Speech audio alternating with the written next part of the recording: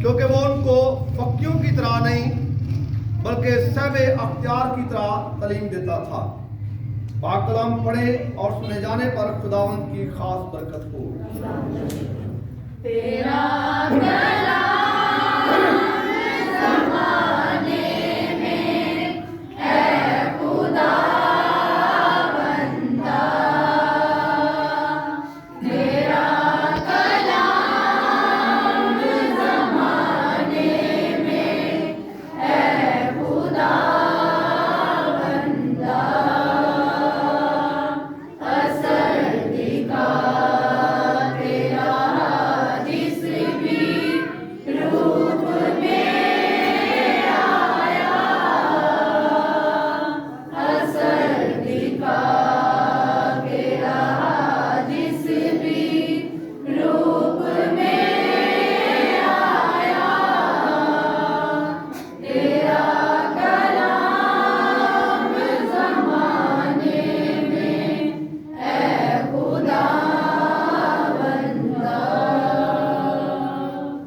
सलामती के साथ मेरे अजीज भाइयों, अजीज बहनों, खुदावंद यीशु मसीह का पैगाम और उसकी तालीम हैरानकुन तालीम है और उसका पैगाम भी हैरानकुन पैगाम है। जब हम सुनते हैं तो यकीनन हम सब अपने अपने ख्यालात में देखते हैं। खुदावंद यीशु मसीह हमारा जिंदा खुदा, उसकी तालीम बहुत उम्दा तालीम है। जब वो इबादत खाना में तालीम देने लगा तो तालीम दे रहा था तो उस वक्त बहुत सारे यहूदी फकी फरीसी हैरान हो गए, ये कौन सी तालीम है, कैसी तालीम है। तो तालीम सब्बत के दिन देने लगा। जब यीशु मसीह सब्बत के दिन उस इबादत खाना में गया तो फिर नहूम में तो उसने तालीम देनी शुरू की तो सारे लोग हैरान हो गए। और फिर ऐसी तालीम फकीयों और फरीसियों की तरह नहीं बल्कि सहबे अख्तियार की तरह, सहबे अख्तियार की तरह। कैसा अख्तियार? उस वक्त लोग क्या करते थे कि हर कोई पाक मुकाम पर दाखिल नहीं होते थे बल्कि खैमा इत्तिजा में दाखिल होते थे। तो आज खुदावंद यीशु मसीह उस वक्त भी जब तालीम देने लगा तो सबके दरमियान में वाज़िया तौर पर सबके पास खड़ा होकर तालीम देने लगा। तो हैरान हो गए कि ऐसा तो काहिन भी नहीं करते, और काहिन भी तालीम देते थे तो वो पाक मुकाम में, तो दूसरे जो थे जस्टिस के हाथे में, हैकर के हाथे में। लेकिन जब खुदावंद यीशु मसीह तालीम देने लगा तो सबके दरमियान, तो सब अख्तियार की तरह के यानी कि अपनों की तरह, अपने बच्चों की तरह, अपने बेटियों की तरह, बेटों की तरह तालीम देने लगा। तो आज हम वही तालीम हासिल करते हैं जो खुदावंद ने हमें अता की है। हैरानकुन वो कलाम सुनते हैं जो हमारी जिंदगी के लिए बहुत ही जरूरी है। ताकि हम खुदा का कलाम सुने और ईमान लाएं। तो लिखा है ईमान सुनने से पैदा होता है और सुनना मसीह के कलाम। जब हम खुदा का कलाम सुनते हैं तो हमारे लिए आज का दिन बहुत ही खूबसूरत दिन है और बहुत ही उम्दा दिन है। इसलिए कि जब हम खुदावंद यीशु मसीह का कलाम सुनते हैं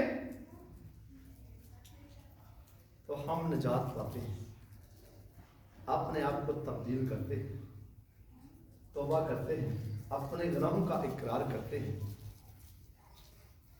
ताकि मादा जिंदगी में ऐसी कोई खता ना हो जाए और ऐसी कोई गलती ना हो जाए।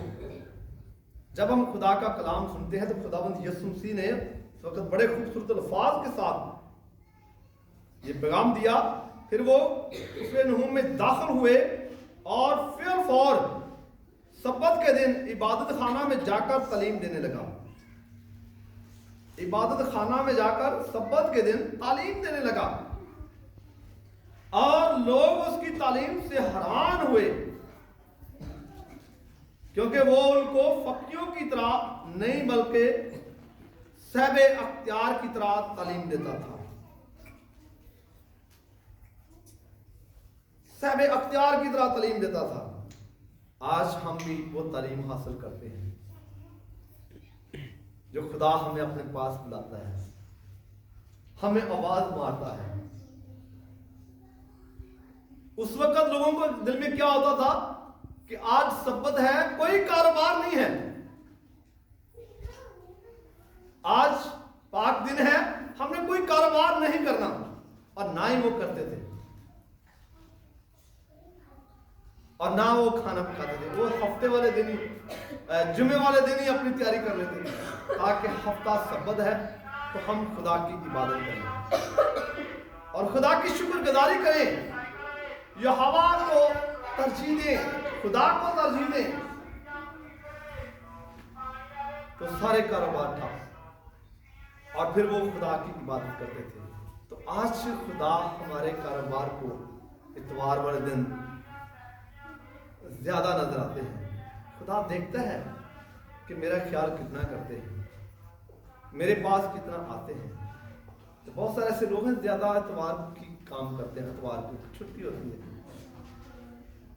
इतवार को इतवार वाले दिन जब काम करते हैं ना, फलाना काम फलाना काम फलाना काम, सारे काम इतवार वाले दिन करते हैं। लेकिन इबादत के लिए मखसूस टाइम वो भी मिल गया ठीक है, नहीं देख अगले इतवार हो सकता है, अगला इतवार आवे या ना आवे। लेकिन उस वक्त लोग क्या करते थे कि उस वक्त हफ्ता मनाते थे और हफ्ते वाले दिन छुट्टी होती थी और कोई कारोबार नहीं करता था, किसी किस्म का कोई कारोबार नहीं, और बिल्कुल फारग। तो वो हैकल में जाया करते थे, खुदा की शुक्रगुजारी करते थे, प्रस्तुत करते थे। तो आज भी हम देखते हैं जो खुदा की प्रस्तुत करते हैं वो खुदा से राब्ता रखते हैं, जो खुदा की हम्मत करते हैं वो खुदा से राब्ता रखते हैं, जो खुदा की शुक्रगुजारी करते हैं वो खुदा से राब्ता रखते हैं, जो खुदा से डरते हैं, खुदा के आगे झुकते हैं, इल्तिजा करते हैं, वो बरकत हासिल करते हैं, वो भी खुदा से राब्ता रखते हैं। तो आए हम अपने खुदा को, खालिक खुदा को जो हमारा आसमानी बाप है, हम देखते हैं कि हमारा ईमान, हमारी तालीम जो खुदावंद यीशु मसीह हमें सिखाता है उस पर हम कितना काम करते हैं। आए देखें, गौर करें, सोचें, ख्याल करें, ना गुमराही में पड़ जाए बल्कि खुदावंद यीशु मसीह के फजल के मज़हब पर कायम रहें, उस तालीम को हासिल करें जो हैरान कुन तालीम है, जो साहिब अख्तियार की तरह तालीम है, वो तालीम हासिल करें जो यीशु मसीह की तालीम है। और फिर हम दूसरी तिलावत मरकज की इंजील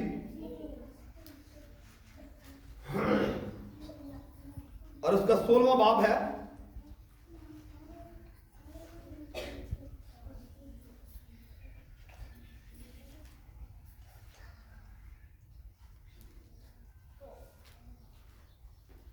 और उसी 15 और 16 आज पढ़ेंगे।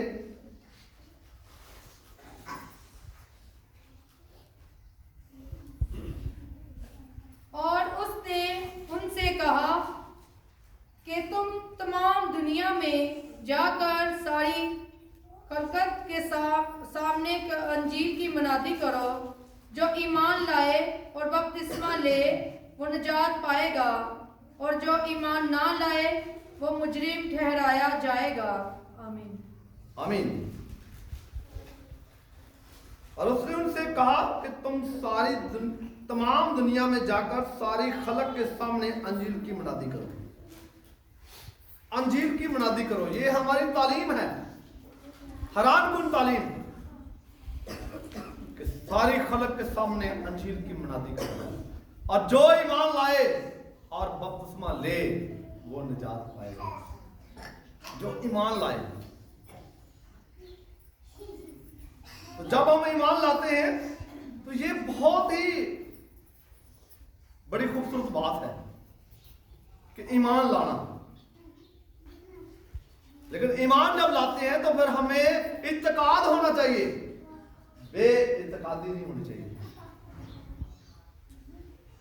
इत्तेकाद होना चाहिए कि हम खुदावंद यीशु पर ईमान लाए हैं और खुदा बाप पर ईमान लाए हैं और रूहुल कुद्दस पर ईमान लाए हैं।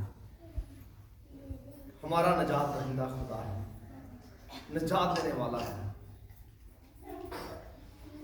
और फिर हमें उम्मीद होती है, यकीन होता है। इसलिए इब्रानियों के खत में लिखा है कि खुदा उम्मीद जो खुदा पर ईमान रखते हैं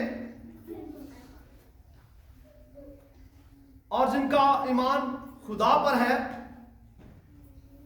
जो खुदा पर भरोसा रखते हैं, तो यकीनन वो निजात पाएंगे। इसलिए कि खुदा को ये पसंद आया। ईमान, बगैर ईमान के खुदा को पसंद आना नामुमकिन है। ईमान पसंद आने के लिए ईमान लाना जरूरी है, ताकि हम ईमान में, उम्मीद में, मोहब्बत में कायम रह सकें। ये खुदा को पसंद आया है कि ईमान लाओ। ईमान जब हम लाते हैं तो हमारा ईमान इतना मजबूत होना चाहिए, पुख्ता होना चाहिए कि गुमराह ना हो जाए, चोरी ना हो जाए, टूट ना जाए। पुख्ता ईमान, मजबूत। इसलिए खुदा हमारे दरमियान है। खुदा हमारे दरमियान रहकर तालीम देता है, फकीरों की तरह नहीं बल्कि साहिब अख्तियार की तरह तालीम देता है, उसे प्यार करता है। जब हम खुदा की तालीम को सुनते हैं तो फिर हैरानकुन बरकत हासिल करते हैं जो खुदा हमें देना चाहता है।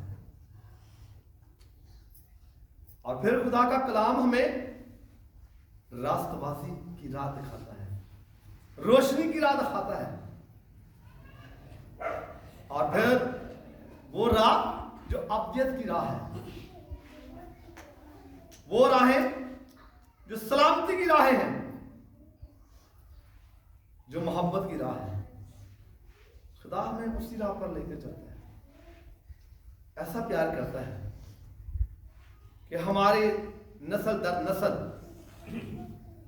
जैसा कि खुदा ने इब्राहिम से कहा कि तू ईमान लाया तो मैं तेरी कौमों को बरकत दूंगा,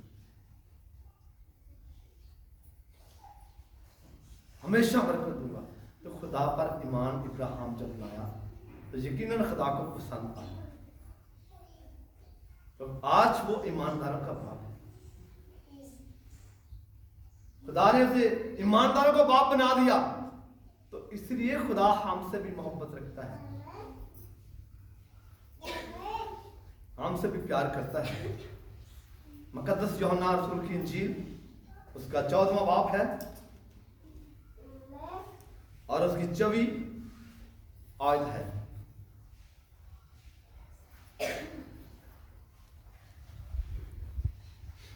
जो मुझसे मोहब्बत नहीं रखता वो मेरे कलाम पर अमल नहीं करता, और जो कलाम तुम सुनते हो वो मेरा नहीं बल्कि बाप का है जिसने मुझे भेजा। आमीन। आमीन। जो मेरे कलाम पर अमल नहीं करता,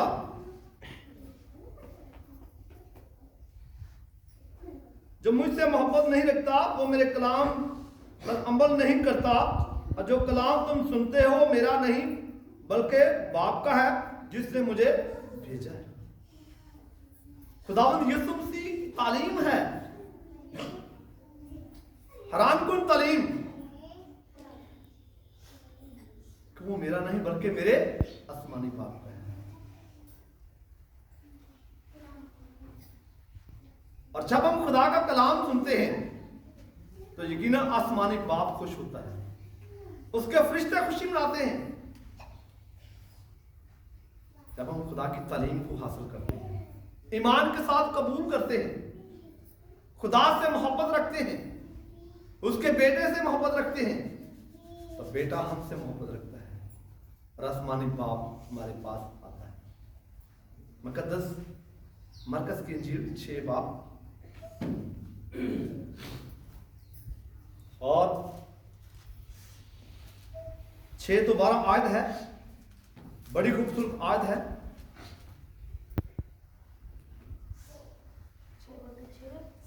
6 तो 12।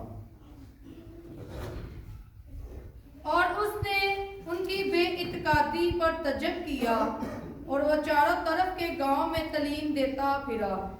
और उसने उन 12 को अपने पास बुलाकर 2-2 करके भेजना शुरू किया और उनको नापाक रूहों पर अख्तियार बख्शा और हुक्म दिया कि रास्ते के लिए लाठी के सिवा कुछ ना लो, ना रोटी ना जोली, ना अपने कमरबंद में पैसे, मगर जूतियों पहनो और 2 कुर्ते ना पहनो। और उसने उनसे कहा, जहाँ तुम किसी घर में दाखिल हो तो उसमें रहो जब तक वहाँ से रवाना ना हो। और जिस घर के लोग तुमको कबूल ना करें और तुम्हारी ना सुने, वहाँ से चलते वक्त अपने तलवों की गर्द जार दो ताकि उन पर गवाही हो। और उन्होंने रवाना होकर मुनादी की कि तौबा करो। आमीन। आमीन। ये है खुदावंद यीशु मसीह की तालीम, ये है वो हैरानकुन तालीम कि हम तौबा करें अपने गुनाहों की, जो खताएं हो गई हैं, जो गलती हो गई हैं। तो खुदावंद यीशु मसीह बड़ी खूबसूरत बात, और वो चारों तरफ के गांव में तालीम देता फिरा। और उसने उनसे उन 12 को अपने पास बुलाकर 2-2 करके भेजना शुरू किया और उनको नापाक रूहों पर अख्तियार बख्शा और हुक्म दिया कि रास्ते के लिए लाठी के सिवा कुछ ना लो, कुछ ना लो। अख्तियार दिया, तालीम देने का अख्तियार दिया, और फिर सारी खलक के सामने अंजीर की मुनादी का अख्तियार दिया। हम खुदावंद यीशु मसीह की अंजीर की मुनादी जब हम करते हैं, तालीम देते हैं, सुनते हैं, उस पर अमल करते हैं, जो ईमान लाए हलाक ना हो बल्कि हमेशा की जिंदगी। जो इस तालीम पर ईमान लाएगा, जो खुदावंद यीशु मसीह के हुक्मों पर अमल करेगा, वो निजात पाएगा। तो खुदावंद यीशु हमारा जिंदा खुदा, हमारी तमाम खताएं, गलती, गुनाह माफ करने की कुदरत रखता है। उसने माफ करने का अख्तियार भी बख्शा है कि माफ करो, माफ किए जाओगे। और अजीजों, फिर ये कलाम जो खुदा बाप का है, आसमानी बाप का, जिसने हमारे दरमियान रहकर रूहुल कुद्दस को नाज़िल किया, और रूहुल कुद्दस हमें आगाही देता है। रूहुल कुद्दस हमारे दरमियान रहकर वो कलाम करता है जो हमारी जिंदगी के लिए, अपनी जिंदगी के लिए, रूहानी जिंदगी के लिए और हमेशा की जिंदगी के लिए हमें रास्ता दिखाता है। रूहुल कुद्दुस हमारी रहनुमाई करता है। रूहुल कुद्दुस हमारी हिफाजत करता है। जब कहीं भी हम मुसीबत में होते हैं, परेशानी में होते हैं, दुख में होते हैं, बीमारी में होते हैं, हम खुदा को पुकारते हैं, आसमानी बाप को पुकारते हैं, उसके बेटे को पुकारते हैं, तो फिर खुदा बाप हमारे लिए एक मददगार भेजता है। वो मददगार रूहुल कुद्दुस है। वो हमारी रहनुमाई करता है और फिर वो किसी रूप में आता है। कभी किसी ने रूहुल कुद्दुस को नहीं देखा, ना कभी किसी ने बाप को देखा और ना कभी किसी ने यीशु को देखा। आज के दौर में तो कहां मौजूद होता है? जब खुदा का कलाम, जब उसकी तालीम हम सुनते हैं, तो उसी ने कहा है बाइबल मुकद्दस में कि जहां 2 या 3 मेरे नाम में जमा होंगे मैं वहां मौजूद हूं। खुदावंद यीशु मसीह मौजूद है, खुदा बाप मौजूद है, रूहुल कुद्दुस मौजूद है। ने कहा मेरा हाथ छोटा नहीं जो तुम पर पहुंच ना सके, और मेरा कान भारी नहीं जो तुम्हारी। खुदा हमारी सुनता है। जब हम खुदा के आगे झुक जाते हैं, इल्तिजा करते हैं, घुटने टेक लेते हैं, तो यकीनन खुदा हमारी सुनता है। इसलिए कि हम अपने ईमान में इत्तेकाद रखें, भरोसा रखें, उम्मीद रखें। ये साल जो है हमारे लिए बहुत ही खूबसूरत साल है। ये दिन जो है हमारे लिए बहुत खूबसूरत दिन है। हम इत्तेकाद रखें कि खुदावंद हमारे साथ है, खुदा हमारी मदद करता है, खुदा हमारी रहनुमाई करता है। पाक कलाम पढ़ें और सुने जाने पर खुदावंद की खास बरकत हो।